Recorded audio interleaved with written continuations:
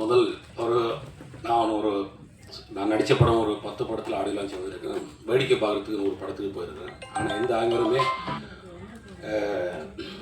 கண்ணீர் பட்டு பார்த்ததில்ல. எங்களோட படம் ஏற்கனவே சோகமான படம், வாரங்க எல்லாமே சோகமாகவே பேசிகிட்டு இருக்கிறாங்க. ஸோ இப்போ என்ன, அந்த டைரக்டர் ஒரு முக்கியமான விஷயம் சொன்னாங்க. நீங்கள் ஃப்ளைட் எடுத்து போய் ஜஃப்னாவுக்கு போகிறது இல்லை, டிக்கெட் எடுத்து போனீங்கன்னு சொன்னால் ஜஃப்னா டவுனில் இறங்கி அல்லப்பொட்டின்னு சொல்லி ஒரு கிராமம் ராஜா சாரோட 5 பாட்டை கேட்டுட்டு நீங்கள் அங்கே போனீங்கன்னு சொன்னால் எங்கள் ஊரை பார்க்கலாம்னு சொல்லி அந்தோணி சார்பில் நாங்கள் உங்களை வந்து பூ கொடுத்து கௌரவிக்கிறோம். இது பிறகு கூட்ஸ் ரேஸ் கொடுத்த பூ மாதிரி மாலை மாதிரி போகாமல் அண்ணன் முறையில் கொடுத்த பூவு. சரி, எனக்கு 2 வார்த்தையில் இது நான் இந்த படத்தை பற்றி பேசணுன்னா என்கிட்ட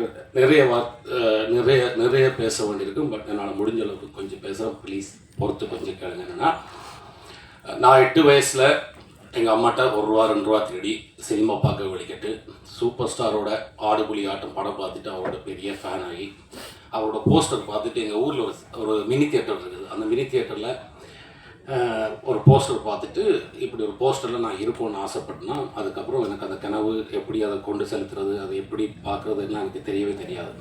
அப்புறம் போர் சூழ்நிலை வந்துட்டு இடம்பெயர்ந்து குடும்பத்தோட நார்வே நாட்டில் போய் குடியேறினேன். அங்கே போய்ட்டு 16 வயசில் ஒரு வெள்ளக்கார நாட்டுக்கு போனால் எப்படி வாழ்ந்துருப்பேன்னு தெரியும் உங்களுக்கெல்லாம். நல்லா ஃப்ரீயாக, எவ்வளோ ஃப்ரீயாக வாழ முடியும் அவ்வளோ ஃப்ரீயாக சந்தோஷமாக வாழ்ந்தேன். உள்ளூர் நாடகங்களில் நடிப்பேன், டான்ஸ் ஆடுவோம், பாட்டு படிப்பேன், இதெல்லாம் பண்ணிகிட்டு இருக்கும்போது சும்மா வேடிக்கையாக இருந்த விஷயம் வந்து NTFF Norway Tamil film festival, இந்தியாவில் இருக்க உலக படங்கள் எல்லாத்துக்கும் அவார்டு கொடுக்குற வசீகரன் அவர்களுக்கு நான் உதவியாக வந்து அவர்கிட்ட ஃபெஸ்டிவலில் இருப்பேன். அந்த டைமில் தான் நிறைய டைரக்டர்ஸோட சேர்ந்து பழகிறதுக்கு வாய்ப்பு கிடைத்தது. நான் வந்து கொஞ்சம் திமிராக இருப்பேன். எனக்கு இந்த பம்முறதெல்லாம் தெரியாது, அப்படி பம்முறதெல்லாம் தெரியாது, ஏன்னா எனக்கு சினிமா தெரியாது. அப்படி இருக்கும்போது தான் பிரபு சாலமன் சார், எனக்கு நான் நடிக்க வேண்டிய முதல் படம்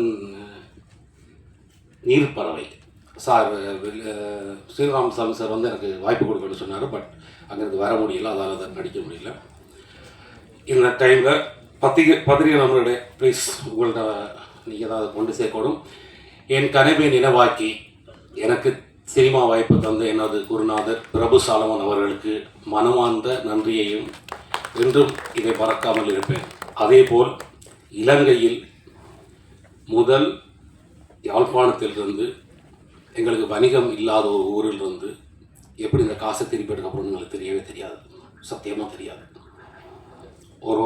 நம்ம ஒரு காசுக்கு ஒரு கோடியில் ஆரம்பிப்போம், 2 கோடியில் ஆரம்பிப்போம், 3 கோடியில் 5 கோடி, அப்படி காய்ச்சி அதை சலிக்காமல் என்ன நம்பிக்கையில் இந்த மனுஷன் காசை கொடுத்தாரோ, என்ன நம்பிக்கையில் இந்த மனுஷரை நம்பி இன்வெஸ்டர் சின்ன கூடி ₹1000 ₹2000 யூரோ கொடுத்தவன், ₹500 கொடுத்தவனா எல்லாத்தையும் சேர்த்துட்டு இன்றைக்கி பிரசாத் லேபில் வந்துட்டு நான் 12 வருஷம் ஆச்சு சினிமாவுக்கு. எனக்கு கதாநாயகன், அதாவது இந்த படத்தின் முக்கியமான, அதாவது ஹீரோண்டுவாங்க, கதாநாயகண்டுவாங்க, இந்த படத்தின் முதன்மை பாத்திரம் கொடுத்து என்னை இங்கே நின்று பேச வைக்கும் அளவுக்கு எங்கள் சினிமா வளர்ந்து கொண்டு வருகிறது. அதற்கு ரமணனாக்க முதல்ல நன்றி. எங்களுக்கு அடிக்கடி முக்கியமான ஒரு நபர் சோமிதரன் அண்ணா. அவரை பற்றி நான் இந்த புக்கு படிக்கிறது, டாக்குமெண்ட்ரி பார்க்குறதுலாம் கிடையாது. நம்ம யாராவது சொன்னாங்கன்னா வேடிக்கையாக கேட்டுப்பேன். ஆனால் சோமிதரன் அண்ணா பார்த்த பிறகு தான் நான் கொஞ்சம் அந்த ஈழத்தை பற்றி எல்லாம் தெரிஞ்சுக்கணும்னு ஆசைப்பட்டேன். அதுக்கு நன்றி. நீடுரா படத்தில் எனக்கு வாய்ப்பு அளித்ததுக்கு மிக்க நன்றி. எங்கள் படத்தை வந்து இங்கேருந்து வந்து எங்கள் படத்தின் பூஜையில் கலந்து கொண்டார் ஸ்ரீராமசாமி சார், அவருக்கு நன்றி சொல்லியாச்சு. அப்புறம் லெனின் பாரதி அண்ணா, எனக்கும் அவருக்கும் கருத்து பெரும் 2 பேருக்கும் சம்மந்தம் இல்லை. ஆனால் 2 பேரும் ஒன்றா தான் இருக்கிறோம். ஏன்னா ரஜினி சாரோட தீவிர ஃபேன். ஓகே, நான் சினிமாவோட ஃபேனு, ரஜினி சாரோட ஃபேன், அவ்வளோதான். நான் ஒரு படமாக பார்ப்பதான். அப்புறம் வந்து யாரை பற்றி சொல்ல, சுதர்ஷன் ஆக்டர், அவனும் எனக்கு ஒரு தம்பி தான். இந்த படத்தில் அவனோட நடிக்கிறது எனக்கு சந்தோஷம்.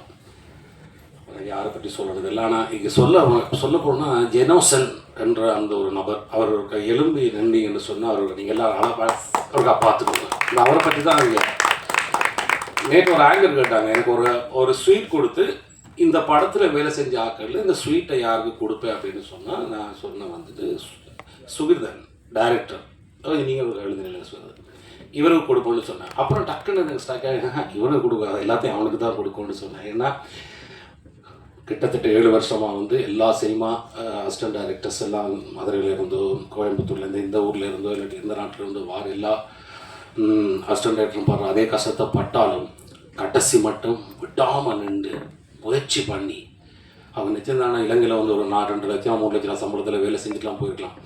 எல்லாத்தையும் விட்டுட்டு இதைத்தான் பண்ணணும்னு சொல்லி வந்து இல்லைன்னா நான் சொன்ன மாதிரி எல்லாரும் எடுக்கிற படம் எடுக்காமல் புதுசாக ஒரு படம் எடுப்பான்னு சொல்லிட்டு இது பண்ணாங்க.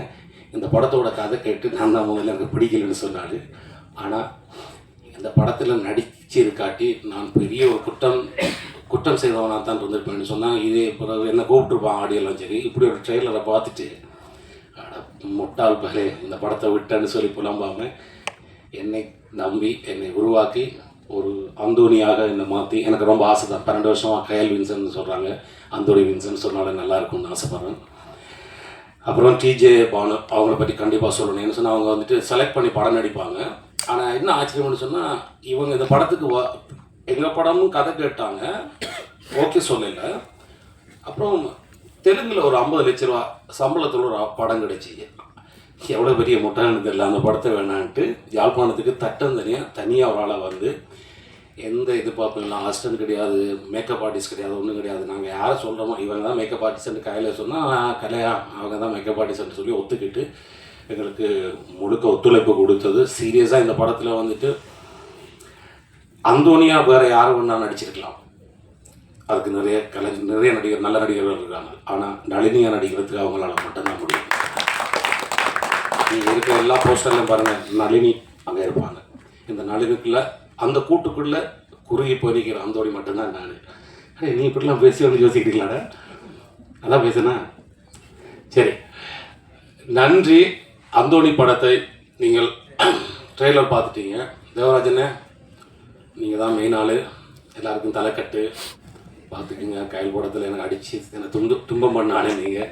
எனக்கு எல்லாரையும் தெரியாது, தேவராஜனோட சேர்த்து கயல் படம் நடித்தபடி அவர் ஞாபகம் இருக்குது. மற்றபடி இங்கே வந்திருக்க நண்பர்கள் எல்லோரும் நான் கெஞ்சி கேட்குற ஆளெலாம் கிடையாது. இது நல்ல படமாக இருந்தால், இது நல்ல ட்ரெய்லராக இருந்தால், இளையராஜா சார் போட்டது நல்ல பாட்டாக இருந்தால் தயவுசெய்து இது தமிழ்நாட்டிலும் மலையாளத்திலும் சிங்களத்திலும் ஒரு வெற்றி படமாக அமைய வேண்டும். இங்கே இருக்க பசங்களுக்கு நிறைய சான்ஸ் இருக்குது, எங்களோட பசங்களுக்குலாம் சான்ஸ் கிடையாது. இது ரமணனை மாதிரி இன்னொரு ப்ரொடியூசர் ஒன்றா சொன்னால் இந்த படம் ஜெயிக்கணும், இதுக்கு ஒரு வணிகம் உருவாக்கணும். இன்னொரு 5 வருஷத்தில் இலங்கையிலிருந்து ஈழத்திலிருந்து தமிழ் கலைஞர்கள், இசையமைப்பாளர்கள், ஒளிப்பதிவாளர்கள், டெக்னீஷியன், எடிட்டர், நமக்கு சுரேஷன்றெல்லாம் கிடைச்சிது. நம்ம எடிட்டர் சுரேஷெல்லாம் அவன் பெரிய பெரிய படம்லாம் வேலை செஞ்சவன். இந்த பையன் அவனை படத்தின பாடலாம் நீங்கள் கேட்டிங்கன்னா எல்லாம் தனித்தனியாக வீடியோ எடுத்து போடுங்க. சாவடிச்சிட்டான் அவரோட ஒய்ஃபு ஃபோன் பண்ணி ஜனம் சொன்னேன், என் கணவரை வீட்டை விடுறீங்களான்ற கேட்குற அளவுக்கு வேலை வாங்கினாங்க. தேங்க்ஸ் பிரதர், இவங்க இதெல்லாம் பண்ணி கொடுத்தது ரொம்ப ரொம்ப நன்றி. இங்கே வந்திருக்கும் அனைவருக்கும் நன்றியை சொல்லி ட்ரெய்லர் பார்த்தீங்கல்ல, இந்த எமோஷனலான ட்ரெய்லர் பார்த்தீங்க. கடைசியாக முடிக்கும்போது இந்த ட்ரெய்லர் பற்றி உங்கள் வாயில் சொல்லுங்கள் தங்கச்சி. நன்றி, வணக்கம், வாழ்க தமிழ், வாழ்க தமிழர். நன்றி. கொஞ்சம் லேட் ஆகிடுச்சு வரும்போது. ஆக்சுவலி ஹாஸ்பிட்டலுக்கு போய் வர அந்த மாதிரி ஒரு டைம் வந்தாச்சு. பட் அதுக்கு சாரி. இந்த நான் ஏற்கனவே ட்ரெய்லர் பாடங்கள் படம் பார்த்துட்டேன். ஸோ அது உங்களுக்கு பிடிக்கும்னு நான் நம்புகிறேன். கண்டிப்பாக நம்ம இவ்வளோ கேமரா முன்னாடி நடித்தாலும் இந்த மேடையில் பேசுகிறது ரொம்பவே கஷ்டம் உண்மையாகவே. ஆனால் மேலே இருக்கிற நிறைய ஆள் எனக்கு பிடிச்சி போச்ச ஆள். ஸோ அவங்க எல்லாருக்கும் இங்கே வந்ததுக்கு நன்றி. லெனின் பாரதி அவர்கள், சீனு அவர்கள், நீங்கள் எல்லோரும். நீங்கள் இந்த ட்ரெய்லர் லான்ச்சுக்கு இப்போ வந்தீங்க. பட் நாங்கள் அனௌன்ஸ் பண்ணும்போது அவர் ஸ்ரீலங்காலே இருந்தார். ஸோ அப்போ கூட ரொம்பவே நீங்கள் ஹெல்ப் பண்ணுறீங்களா? ஸோ அதுக்கு ரொம்ப நன்றி. இந்த படத்தை பண்ணும்போது நாங்கள் எல்லோரும் இப்போது ட்ரெய்லரில் இருக்கோம், சினிமாவில் இருக்கோம். எங்களுக்கு எல்லாருக்கும் ஒரு ஸ்க்ரீன் ஸ்பேஸ் இருக்குது. பட் அந்த ஊர் மக்கள், அங்கே இருக்கிற ஃபிஷர்மேன், அவங்களெல்லாம் ஒரு இது ஸ்ரீலங்காவோட ராஜா ஹரிஷ்சந்திர மாதிரி ஃபீல் பண்ணாங்க. அவங்க அந்த ஊர் மக்கள் எல்லாருக்கும் ஹெல்ப் பண்ணி, குட்டி குட்டி பசங்களை கூப்பிடுறதுக்கு ஒரு ஈடி இல்லாத அந்த குட்டி பசங்க வந்து இப்போ ஒரு சின்ன ஈடி. அந்த மாதிரி நிறைய மக்கள் வந்து அப்படியே ஹெல்ப் பண்ணாங்க.